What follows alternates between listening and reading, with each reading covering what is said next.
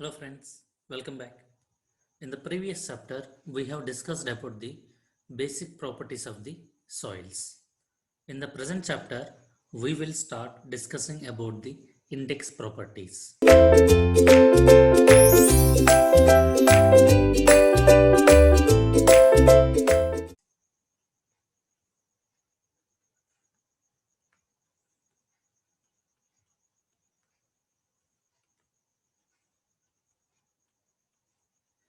That means, suppose if I am talking about the soil, that means if I am taking any soil, so generally we will study about the two types of properties, that is nothing but a index properties, and also we will study about the engineering properties. So in index properties we will discuss about the how the soil will behave. So indirectly we will say it as a we will discuss about the behavior of soils. So in engineering properties, we will use this for the engineering applications. That means in further cases, what are the pile foundation or whether you want to construct some slopes. So like that, depending upon the structure you want to construct, we will study those properties here. So in index properties, basically, we will study about the behavior of soils.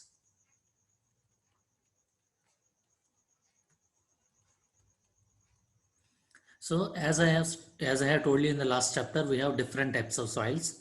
Mostly we are classifying them as a coarse grain soils and fine grain soils. In general, if you classify gravel, sand, silty, clay. So depending upon the soil, suppose if you are having a soil, so first we should know it comes under which type of soil. After that, depending upon the type of the soil, we should know how the soil will behave. So in this main chapter, we will mainly concentrate on the depending on the type of the soil, how it will behave. Okay. So in index properties,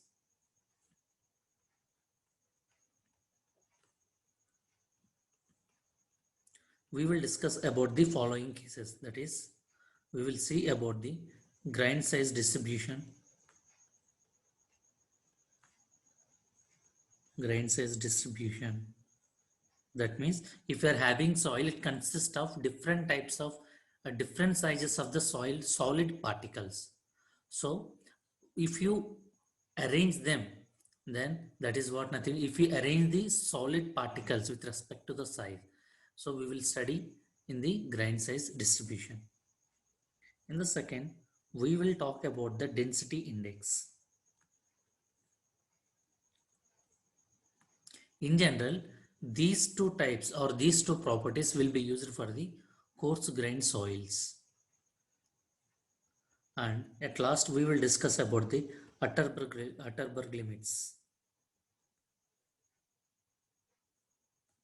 So in general, this is useful for the fine grained soils.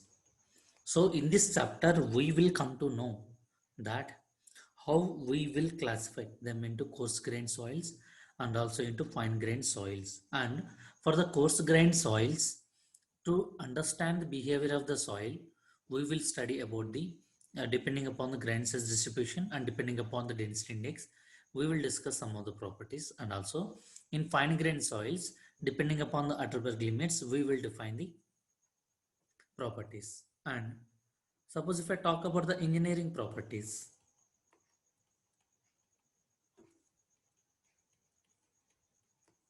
like if you want to construct anything, then we have to study about the permeability. We should know about this parameter. And also we should know about the soil strength. That means we will talk about the shear strength. And also depending upon the deflections, we will talk about the compressibility. So like these types of the properties, those are useful for the engineering or you can say construction purpose. We will analyze them in the engineering properties. So in this chapter, we will concentrate on the grain size distribution, density index, and the Atterberg limits. So again, if I talk about the grain size distribution now, grain size distribution. So the name itself, we can understand that if you are taking a soil, So in that soil, depending upon the size of the solid particles, we will, like, it is like a distribution, means that we will gather all the solid particles having the same size, and then depending upon their percentages, we will study about the behavior. So in grain size distribution, we will have two different methods. One is nothing but a sieve analysis, as everybody might have done in the experiment, sieve analysis, and also we will do the sedimentation. So here we should know that for up to which size we have to apply the CV analysis, up to which size we have to apply the sedimentation analysis. This CV analysis only used if your size of the solid particles are greater than 75 micron meter. That means it is a value of 0.075 mm. Even 1 mm, it will sometimes it will be difficult for us, but here it is 0.075 mm. That means if your solid particles are having the size greater than 0.075 mm, they will be analyzed in the sieve analysis. Similarly, in sedimentation analysis, if your size of the solid particles are less than the 0.075 mm, or else we can say it is a 75 micron meter, then we will conduct an sedimentation analysis. But by seeing the soil itself, do we able to say that, okay, here the solid particles are greater than 75 micron mm or less than 75 micron meter? Can we say it? No. But definitely we can say that all size of the solid particles will be there, isn't it?